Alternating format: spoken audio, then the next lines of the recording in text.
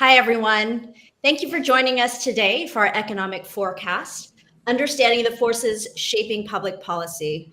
We're thrilled to do our quarterly economic forecast, and we present it with UCLA Anderson Forecast. We're so excited about this partnership and our esteemed colleagues that are sharing their expertise today. My name is Rachelle Arizmendi, and I'm the Government Industry Advisor here at Avenue Insights Analytics. And it's my pleasure to host our panel today. And if I may, I'd love to introduce all of them, and I will start with Dr. Jerry Nicholsberg. Dr. Nicholsberg has been the director of the Anderson Forecast of UCLA's Anderson School of Management since 2017, and he's been with the department since 2006. He plays a key role in the economic modeling and forecasting of the national, California, and regional economies. Dr. Nicholsberg has been cited in national media, including the Financial Times, Wall Street Journal, New York Times, Los Angeles Times, and Reuters. He received his PhD in economics from the University of Minnesota, specializing in monetary economics and economic metrics. Dr. Jerry Nicholsberg, welcome. Thank you. Always a pleasure to be here with our friends at Avenue Insights. Thank you. Next on our panel is Fran Mancia. Fran Mancia leverages his extensive regulatory and advocacy experience to oversee Avenue's legislative and government relations work at both the state and the federal levels. Fran's advocacy efforts were instrumental in passing Proposition 1A, which protects state and local tax revenues. In 2020, he led the charge to pass Senate Bill SB 1441 to enhance and protect local utility user tax revenues. And he's active in many professional associations, and we're thankful for his role in the president of League of California Cities Partner Program, as well as the chairman and co-founder of the California Contract Cities Associate Member Program. Welcome, Fran. Next, we have Mark Bryson. Mark Bryson leverages 35 years of experience of professional experience in both economic analysis and accounting for government agencies. For the past 10 years, Mark has captured various regional data and trends for the entire state of California, assisting in the production of economic forecasts and specializing in analytical reports. Prior to Avenue, Mark served as an accountant for 25 years for small to medium-sized businesses. And this includes extensive hands-on experience preparing budgets, financial statements, audit schedules, income, sales, and payroll tax returns. Welcome, Mark. Thanks. Pleasure to be here. And is that worrisome, the unemployment rate going up like a recession? So I'd like to show you a graph, some data. And one of the things that we do continually at the UCLA Anderson Forecast is go back to data and look at it in order to understand what is happening today. So if you can look over on the right-hand side of this graph, you see the unemployment rate today. And yes, it has gone up, but then as you sweep your eyes from the right to the left, it's not a very dramatic rise in the unemployment rate. So that's the first thing to notice. And the second thing to notice is an unemployment rate of 4%, kind of draw a horizontal line across there from where we are today on the far right-hand side, is an unemployment rate below what we have seen for 50 years. You have to go way back in time to see unemployment rates that are higher than that. So that doesn't seem very worrisome. There are two ways you can get kind of an increasing unemployment rate. One is that you have slack demand, and so you are moving into a recession, and that's worrisome. It's because people aren't buying goods, they're not buying services, and you have layoffs. So one of the things that we want to do here is check and see, are there layoffs? And that would be kind of a forward-looking predictor of a recession. And so I have a second chart here, if we can turn to that. There. This is the layoff rate. So this is monthly initial claims for unemployment. And that would be by folks who were previously payroll employees at firms, so that they or their companies were paying into the unemployment insurance program, and is divided by the total number of people. Because if you go back in time, we had many fewer people. And if you look at the layoff rate, there's a big spike there, of course, during the lockdown of the pandemic. But if you look again, all the way over on the right-hand side, we're at historically low layoff rates, and they're not going up. So there's no kind of warning signs here. So why did the unemployment rate go from 3.5% to 4%? The answer is that at 3.5%, the unemployment rate was really too low. You need a certain amount of unemployment for labor markets to function properly. People leave jobs, companies go out of business, or they shrink, like the big tech firms have done recently. Think Google and Twitter and the like. And then folks start looking for jobs or new entrants to the labor market. People graduate from training programs or from school. They start looking for jobs. They don't get them right away. They want to find the job that kind of works for them. And it takes time to match. And so there's always going to be some unemployment. And the question is, what is sort of that natural rate of unemployment that's a well-functioning labor market? And that seems to be somewhere between about 3.8 to 4.2%. So we moved to that. And the reason why we moved to that is that very tight labor market at 3.5% increased wages and brought more people in. And we had international immigration, which also increased our labor force. And so that eased labor markets. We're now at kind of a natural rate of unemployment, but this increase in the unemployment rate is not worrisome. In fact, it's healthy. And then when we think, so that's sort of the aggregate picture. But when we think about this kind of regionally, and where did some of this unemployment come from? At least in California, agriculture is a source of it. And part of that is the fact that we had a very wet winter. Nationwide, we see a shift, and we're going to talk about this a little later, a shift away from the volume of goods that we were purchasing during the pandemic. And that means you need fewer couriers. And so UPS and FedEx have announced big layoffs. So we've got adjustments going on in the economy. And in some cases, those adjustments mean people are going to have to leave the sector that they were working in and go into other sectors. In others, there'll be sort of a natural return to normal employment. But I'm wondering, Mark and Fran, what else are you seeing when it comes to unemployment and basically income from that unemployment or the loss of income as you look across the country? Yeah, I think, Jerry, it's a great question. I think there's a clear correlation between unemployment rates and revenues from taxation, for specifically sales tax. How much are they able to spend on taxable items and goods versus not? I think as unemployment decreases, we see sales tax generally rising, mirroring that pretty well. So it does have a direct impact. And I think as unemployment goes up, people are a little more hesitant to spend on items. And I know Mark could probably jump in and we'll be talking about the difference between goods and services a little bit later as well. But Mark, those would be my initial comments. I have a comment and then I have a question for you, Jerry. My comment is that in California, I'm noticing a spike in ag unemployment. And that seems to be a combination of a labor shortage and, in fact, a skilled labor shortage, and also water problems with water allocations and that sort of thing. I realize that the rest of the country isn't experiencing the same thing. But my question, Jerry, is so we're at this, if you said to me, what's a normal unemployment rate? I'd say 4%. So, normalization is what you talked about. What would you consider a more troublesome unemployment rate that we'd be sitting here thinking, oh, wait a minute, maybe we have a problem? What would that look like? So the first thing I'd look at is the graph that you see right there. I'm answering your questions backwards. That's okay. I ask them backwards sometimes. But if you look at this graph, if you see layoff rates going up, in any significant way.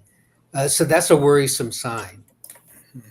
If we see the unemployment rate going up now from 4% to 5%, or even 4.5%, 4.6%, then we have to really start digging and saying, what is going on, and does this portend a coming recession? But a 4% unemployment rate is not only not worrisome, it does mean easing wage pressures on inflation. So let me come back to the agriculture question. The skills and the availability of unskilled agricultural workers, and that's a nationwide phenomenon. And we're seeing it in Florida, we're seeing it in the Midwest, and we certainly see it in California. Part of the skills is that agriculture is highly capital intensive. And so you need very skilled people to operate that kind of equipment. Some of the kinds of crops, particularly what we have in California and what you have in Florida, require unskilled labor, and a lot of unskilled labor, and there's a shortage of that. The other part that we see in California, and I'm imagining in East Texas and parts of Florida and in the Southeast and the Gulf Coast, you'll see this as well, is due to weather events. So we've had 2 very rainy winters. One of our prime agricultural producing areas is the San Joaquin Valley. And there's a big depression in the San Joaquin Valley, which is an occasional lake called Tulare Lake. Well, it's filled with water now. And so all the crops that were going to be grown there obviously can't be grown. That also impacts employment in food processing, and we see a drop in employment in food processing. So I think that's really the spike in California, and perhaps, though I haven't seen data, the spike in ag unemployment elsewhere. And if I can chime in here, one of the hats that I do wear is a board member for the California Department of Food and Agriculture. And in as much as I know there are things we're talking about in California, there are things that obviously extend throughout the entire country. But a couple of things that I wanted to note is, one, we're seeing a lot of the Mexican-born farm workers that are actually in the field, that they are aging, and many of their children that are American-born are very focused on education and going elsewhere and pulling away from the farm workers and in the field. So we're seeing an impact there, but also things that are impacting the farm labor market is we're seeing minimum wage change, and I'm sure we'll see this in other states too. We're going to talk, I know, about housing costs and increase in those, especially in the coastal areas where there is labor-intensive agriculture. And just a few other things that impact labor costs really are the labor laws and regulations, including immigration, as well as the changes and evolution we're seeing in technology and mechanization. Yeah, so that's a really interesting point. And I see it directly with my students at UCLA. About a third of our undergraduates, our entering undergraduate class, are the first in their families to go to college. And this is, of course, the American dream. And there's a lot of discussion of, when it comes to immigration, do you only have people who have significant STEM skills coming in? And the folks who are the agricultural workers, they come in from relatively poor farming communities abroad with agricultural skills, and with the idea that their children are going to be going to UCLA or the Cal States or other state universities. So that pipeline can be really important to support agriculture. So we talked about unemployment, but what is happening with GDP? So there's another thing that we think about, that last year we had extraordinary GDP growth, in spite of the fact that there were many economists who insisted we were going to be in a recession. It was anything but that. And, we're seeing now slowing growth. And it sounds like slowing growth means the economy is not doing well. But the economy is, in fact, doing quite well. And this relates to the unemployment rate. We're running out of people. And, the way in which you grow is more capital, more people, and increased productivity. And people represents a kind of a big portion of this. One of the reasons why China has the second largest economy in the world is they have 1.4 billion people. So you have a lot more people doing things. And so because we've been running out of people, we are growing at a slower rate. Some of the technical things, the way in which inventory is adjusted, the way in which construction is adjusting to this, are also factors in slowing the growth rate. But we've got about a 2% growth rate in there for this year. Then we come into some of the new technologies, and that brings us up above trend. Trend is 2.5% growth. So above trend in the next 2 years. So we're looking at solid growth because we see kind of no evidence that there are imbalances in the economy that would cause shrinkage. Rather, it's capacity constraints that we're running into. And Jared, we're seeing the same trends with sales tax revenues across the country, sort of following the same trajectory that you just described. Steady. It's not as dramatic as we saw during the pandemic or prior to the pandemic, where we had very large swings when, during that time when we had the stimulus funds. But it's steady Eddie in the twos range is what we're seeing across this country. Different states are having different rates depending on their tax bases and how broad they are, how narrow they might be.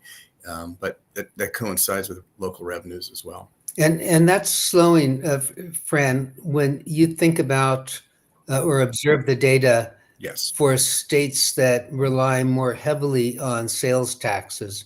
So, this is what Wyoming and Nevada and Texas and Florida and Washington, I guess. Is there a differential in what's happening there than compared to, say, California or New York? Yeah, I think California is certainly more volatile because we have a very narrow taxable base compared to other jurisdictions and states around the country. So, for example, things that are taxed are not taxed in California might be taxed in another state. Only about 32% of the taxable goods and potential taxable services and goods are taxed, whereas in Texas there'll be a broader base of things taxed. So it's very volatile depending on the base itself. So in California, we're really reliant on retail sales. If there's a decline there, it hits us more so than other states that don't have that infrastructure. So we see more volatility in the larger states like California. And that's more of an impact on local governments rather than state government, right? Correct. Yeah. And yet, if I can chime in there also, I think too, in many areas, there's a cap as to what the total sales tax can be, whether it's from local government, from county, and from state. So once you reach that cap in places like California, there's no other place to go for those taxes. And so you have to look elsewhere as to what other taxes can produce revenue locally. Yeah, and we're starting to see a lot of policy discussions from jurisdiction to jurisdiction. Do we need to do some more sort of tax reform to be more contemporary with what's going on? So we're seeing a lot of that in different states, different views about that. But I think sometimes the statutes and what you're allowed to do and the caps that Rochelle mentioned become prohibitive in terms of things, not saying we need to have tax reform necessarily, but the tax rules need to be contemporary with how people are shopping, reflecting the decrease in number of people out there, et cetera, et cetera. So I think we'll see a lot more of those kind of conversations. Yeah, does this have to do with the fact that there's a lot more online shopping, so people are buying from warehouses that are not in the jurisdictions where they live and work? Right, absolutely. And I think that's been you mentioned states like Wyoming and some of those smaller more rural states. The Quill decision was passed some years ago that allowed the collection of online sales coming into a state without a presence to be collected and required to be collected on the front end. That's generated a great deal of revenue for states that didn't have that infrastructure. So it is a major impact on all of this. But it's also been very helpful to states that do have a lot of infrastructure as well. So I think that's a good reflection of how people are consuming products these days. It's not always just traditional brick and mortar, but more and more of a reliance on e-commerce. But it's not necessarily at the cost of retail. I think people are really looking for the experiential shopping type of thing. They want to go play, talk golf, and have a meal, or have a meal at a cinema, things of that nature that are sometimes taxable. So all those things are playing into it, and I think are good. So the e-commerce is absolutely a major impact in all 50 states. Before we move on from GDP, I wanted to ask Jerry, what is the impact of restrictive immigration policies on this? You mentioned that we're running out of people. Well, if we restrict immigration, don't we run out of people even more? So this is a great question. And it's really a question about what is going to happen in 2025 and 2026 after the upcoming presidential and congressional election. If immigration is basically shut down or brought to a very low level, as it was during the Trump administration, these numbers are probably too high. You'll have fewer people and you can not grow as rapidly. And so immigration really plays an important part in generating growth, first, and second, in generating Social Security and Medicare taxes for what would otherwise be an aging population. Certainly baby boomers are a big cohort and are aging. And, we read the Congressional Budget Office or the Government Accounting Office reports on in the 2030s, we will run out of Social Security funds. Well, that depends on the amount of immigration we have and the size of the working labor force. So you're right, on that. I'd like to come back, Fran, to something that you said. I have a casual observation here in California that malls that are offering to consumers experiential days shopping, and there's a variety of those, seem to be doing very well. But there are many malls that are, sometimes called dead malls that are doing very poorly. They've lost their anchor stores. And there's a question, what do you do with the property? How do you revitalize the mall, if at all? And are you seeing any sort of pattern as to where the experiential is prospering and where you're not getting the experiential, sort of across jurisdictions? Yeah, that's a great question, Jerry. I think the short answer is, most jurisdictions do not want to have an empty mall or put something in there that doesn't generate revenue to replace what might have been lost prior to the demise of big box retail in a particular community. But every retail mall is trying to attract experiential. That's really all that mall owners are looking for, and that's across the country in our view, because it draws people in, and then it helps augment traditional retail in those jurisdictions. So we're working with a couple of cities right now that have malls that they have new plans, and everybody they're bringing in is an experiential, whether it's a movie theater that serves food or has fine restaurants. It's the wave of the future, and really I don't see any malls coming into play. They're more of the traditional big box retail model any longer. They generate revenue, and then they draw people from not just in that community, but from the outside, and it creates synergy. So that's definitely the wave we're seeing. That's really interesting. Okay, so we're talking about people spending money, and there's always the complaint about prices, right? Prices are too high. So let's look at inflation and what is actually happening, and what can we expect going forward. So there are several measures of inflation. They all kind of move together. I'm going to show you here the Consumer Price Index. the Federal Reserve, when it is setting interest rates, is looking at a different index called the Personal Consumption Expenditure Price Index. That is highly correlated with what we're looking at, the CPI. And the CPI is kind of the one that we all know is the one that gets reported in the press. So I wanted to focus on that. To the left of this vertical line are actuals. We have something called headline, which is all prices, and then core, which takes out the more volatile food and energy. And so you can see it peaked, and the inflation rate, these are quarterly averages. In May, the inflation rate was 3.4%. And then as we're moving to the right of the vertical line, we have our forecast, and you see that it's coming down a little below 2.5% as you get to the end of 2026. So it's kind of stubbornly high. It is coming down, but stubbornly high.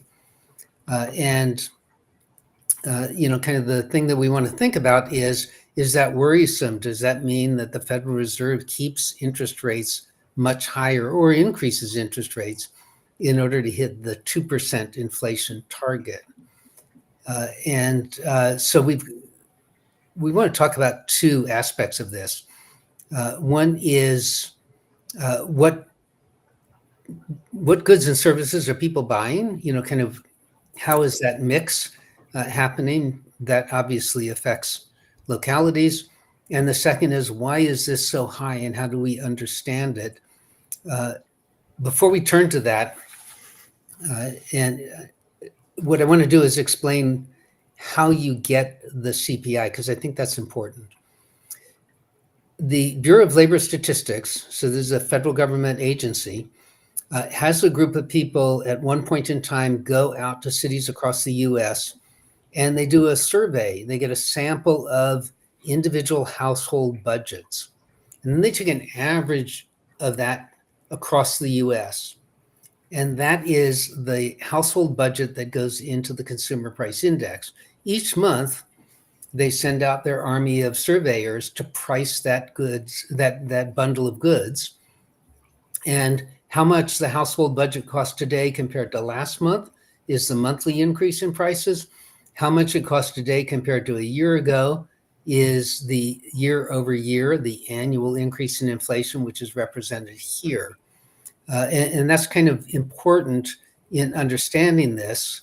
And we're going to do a decomposition of this, but kind of first, actually, I'd like to ask Mark, and I think, Mark, you have a slide on that coming up. What is, during the pandemic, we were buying lots of goods, right? What's happening now?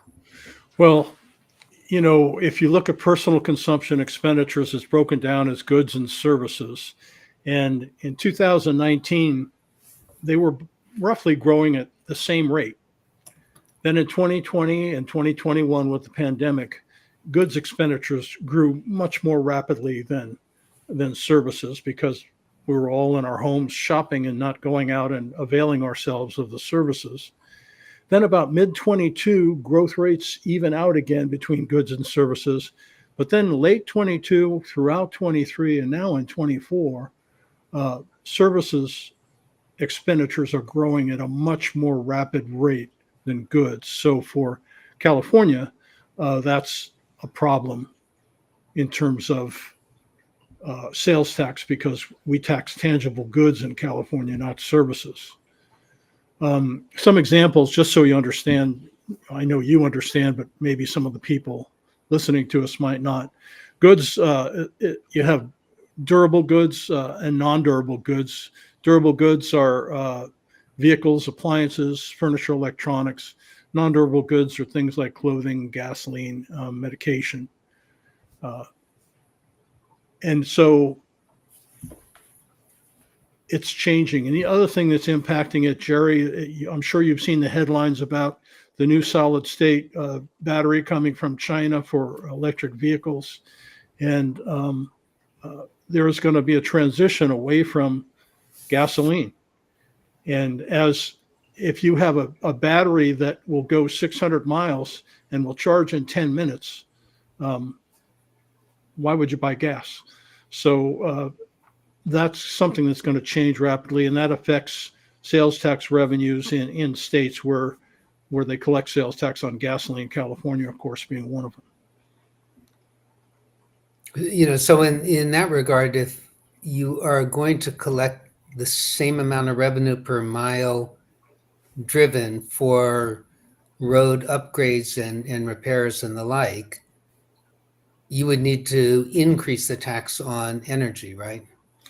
Yeah, because electricity, what we did was we wanted in California, I don't know the legislation in other states, and maybe Fran can chime in on this, but in California, we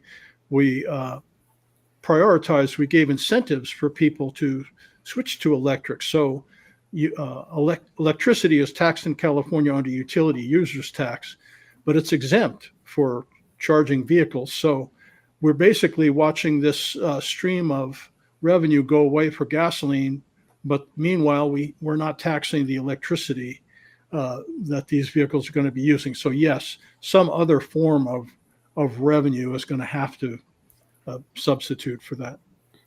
Yeah, and I think to answer your question, Mark, in terms of the legislation, California certainly has been at the forefront, but there's zero emission mandates coming in the near future requiring vehicles to have zero emissions. But we're not seeing it. It's being discussed and looked at in other states, but I think California is more at the forefront on that. So there'll be some lags on that. But to your point, the incentive to utilize electricity versus gasoline will become a nationwide thing over time. But California is certainly out in front of that more so than most states in the country at the moment. And also too, as we're thinking about, why we're doing this forecast today and its impact on public policy, this is definitely something we'll have to keep our eyes on throughout the country and at the state level of each state as to how EV versus gas has an impact on public policy and how it either incentivizes or decentivizes the use of one or the other. Right. And I think it's in the best interest of local governments to be engaged in those conversations because it has more of a direct impact at the local level, perhaps, than at the state, because the state has broader tax revenue streams beyond just sales tax, which is very important to locals, of course, along with property tax. But I think it's a more impactful concern at the local level over time. Yeah, and I think that's one of the things that you bring kind of to the table is integrating all of this. In the state of Washington, which does not have an income tax, they have similar incentives for electrification of personal transport of cars, and so they rely more heavily on sales tax than, say, the state of California. So that just amplifies the issue that we're talking about. Right. Okay, so while we're talking about prices, one of the things that I like to do is to look at that bundle of goods that households purchase that goes into the consumer price index and see what is driving our inflation rate. So this is a graph that deconstructs inflation. So first, let me explain the graph. The orange is the contribution of each item in that household's budget to the measured inflation rate, and the blue is the sum of everything to the left. So we're accumulating all the way up to the 3.4% inflation rate that we have today, and that's a year-over-year inflation rate. Each element, each item in the household's budget is weighted by the amount or the percentage that it's in the household budget. So, for example, you wouldn't want to just add in toothpaste prices, even if they went up by a lot, because that's a very small part of households' budgets. So these are the weighted contributions to inflation. And what you notice is most of the elements are adding, most of the parts of the budget are adding zero or negative weight to the inflation rate. Moving from left to right as we're accumulating, the inflation rate is negative. And I don't know if you all can read sort of the items here, but they're mostly goods. Goods prices are coming down. And so to the extent that you have sales taxes in goods, on goods as we have in California and many other states, not only what Mark just talked about with the shift from goods to services is impacting sales taxes, but also the price of those goods that people are now purchasing is going to impact sales taxes if the sales taxes are on a percentage basis. So that's one thing. I'd like to come back to that, but let me just finish with what's over on the right-hand side that is driving this 3.4% inflation rate. And it's two things. And it's been two things for quite some time. The first, the smaller of the large orange blocks, is other transportation. And that is the repair of now these modern electric cars or the cars with driver assist. It now requires very specialized technicians. And so that's much more expensive. Is not just a set of socket wrenches and a manual that allows you to repair a car today. And importantly, automobile insurance premiums are going up very rapidly in order to pay for these repairs. That's what that orange block is. Higher interest rates by the Federal Reserve, that doesn't change that. And so that's beyond the Fed's control. The big one there is called shelter. And shelter is rents. It's not mortgages. And it's the average rent that renters pay. And that average includes people who are in rent stabilized units. It includes people who are on long-term leases or have come off long-term leases, but because they're good tenants and want to stay another year or two, they've only had a modest increase in their rent. So all of those are below market rents. And as those units become vacant, then they're marked to market and the average rent across the US goes up. Again, higher interest rates doesn't really change that.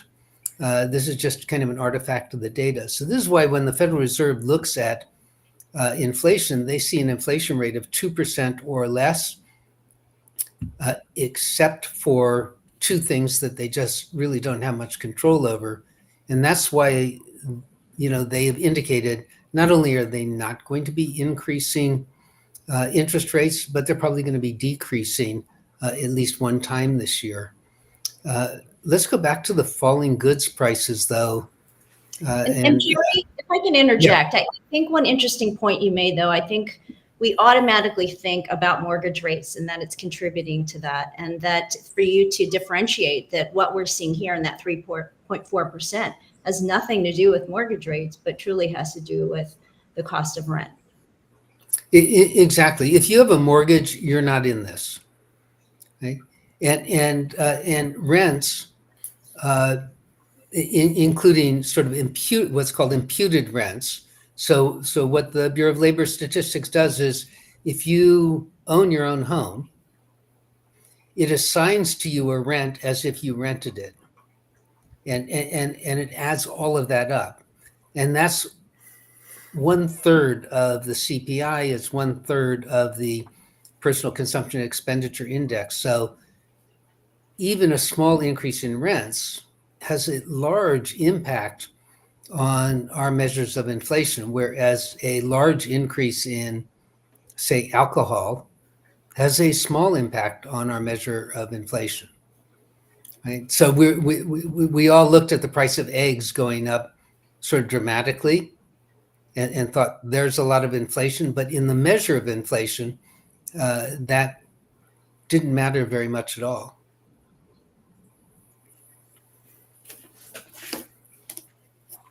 But what I think is interesting, Jerry, with what you're describing, the two big orange buckets generally are not taxable items. They're taking away a lot of people's discretionary funds that they might use to purchase other things. And that's, so we always hear we hear the fundamentals of the economy are good, inflation's coming down, but people don't feel good about where we are in the economy sometimes. And I think a lot of it has to do with what you just described. They're putting so much of the money that they would normally in the past be able to use for other things to take care of basics of shelter and transport, which, is, I think, causing a lot of people's emotions around the economy to think we're not doing quite as well as the fundamentals might say. I think that's right. And there's also kind of the basis of comparison. Here we're looking year over year. So we're looking at May 2024 to May 2023. But if I go to replace my car, a car that I purchased 6 years ago for, let's say, $27,000, and I walk into the dealership and I find out that it's now $49,000, my reaction is there's a lot of inflation going on, right? So that's a different basis of comparison, and I'm kind of unhappy with that, even though my income has grown sufficiently that actually I'm not spending more of my income on a percentage basis. That comparison is sort of a big comparison, and people see that all the time. Yeah, and it doesn't feel good, so hence something must not be working. Exactly. And we don't, when we go into the car dealership or we go to the grocery store or, make any purchase, we don't see the price increase relative to the last time that we purchased that good. And this goes back to Mark talking about, things like appliances and durable goods. We don't think at the same time, yeah, that price has gone up a lot, but I make a lot more money today, so it's okay.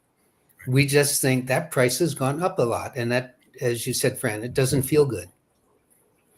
So it depends on where you are on the income spectrum. I just read that if you spend, the guideline is spend 30% of your income on rent. Right now, you'd need to make about $80,000 a year on a national average. 5 years ago, you could have spent 30% of your income on rent, and you would have only had to make about $60,000 a year. So the question is, did your income, go from that 60,000 to 80,000, or are you still at the same income level that you were 5 years ago, or maybe even lower? I mean, I think that's right. The distribution of income, is important, but I want to make a comment on that 30%. Okay. Actually, two comments. One is it's totally arbitrary. Okay. And the second is the origin of it is from the 19th century. There was a pastor who, in looking at his parishioners who were factory workers, said, for your family, your rent should be only 30% of your income. So you have the balance of your income for food, which was much more expensive in those days, and for clothing, and that stuck. So this is totally arbitrary. And when you think about it that way, homes today are very different from homes certainly in the 19th century, but certainly 25 years ago. And just as cars are, just as our phones are. And so they're different products, and the 30% may not be a great guideline. I had no idea the origin of it. Thank you. It's these things sort of get built into folklore that you shouldn't spend more than 30%, and maybe that's a good idea, but it's not based on any careful analysis. Well, as we're coming to the end of our webinar, Jared, do you have any final thoughts on that previous slide? Or, I'll definitely share a little bit of the key takeaways that we've seen through these past few slides. But before I do that, do you have any other final thoughts? Sure. All of the data today says that the U.S. economy is growing at reasonable trend rates. That growth rate is going to accelerate as we get new technologies and we have productivity improvement. There are no real imbalances, and imbalances are what cause near-term recessions. And so, in terms of the outlook is actually quite bright. But importantly, there are more risks today than in recent times. Most of those risks are geopolitical risks. but we also have risks of dramatic changes in economic policy post-election, and that's kind of regardless of who wins. So right now we have gridlock because we have a mixed Congress in terms of parties. If we have one party dominates both the legislative and executive branches, we could have really different economic policy, and so that's a risk. So I think we need to keep our eyes open as to these risks of supply chain interruption, what's going to happen with taxes, what's going to happen with immigration, what's going to happen with tariffs and foreign trade, because there are quite a few things that are not now derailing the economy, but could. No, thank you for that. And I think, one thing that you had shared is, as we're thinking about November, a lot of people are either very excited, a little nervous, just not sure what to anticipate then. But in the meantime, we do see these trends that you've showed here today. Some of these key takeaways from all of the data that was shown in these graphs earlier, these discussions, we're seeing unemployment is moving from overheated into normal, despite what we sometimes hear in the news or in social media. The slowing growth of the US economy is due to running out of people. There are people that are just not part of this pipeline anymore that we may have had built up in past years. High inflation rates are due primarily to factors beyond control of the Fed. And I think that was very clear in one of the slides that you had shared, Jerry. And then in late 2024, the prices of services is growing more rapidly than that of goods, and that affects sales tax revenues. So as we're talking to many of the folks that are attending today, many I'm sure are involved in local government, we're going to see that's going to impact us at the local level. And all of these issues still force us to think about what public policy will look like. So with that, again, I want to thank you so much, Dr. Nicholsberg, for your expertise, and for UCLA Anderson Forecast for being part of this partnership. Fran Mancia, Mark Bryson, as part of our Avenue team, we're just so thrilled to be able to stay on top of these issues on a quarterly basis. If any of you that are attending today have any additional questions that you would like addressed, please feel free to send it our way. We'd be happy to get those answers to you. Thank you so much for joining us, and we look forward to our next economic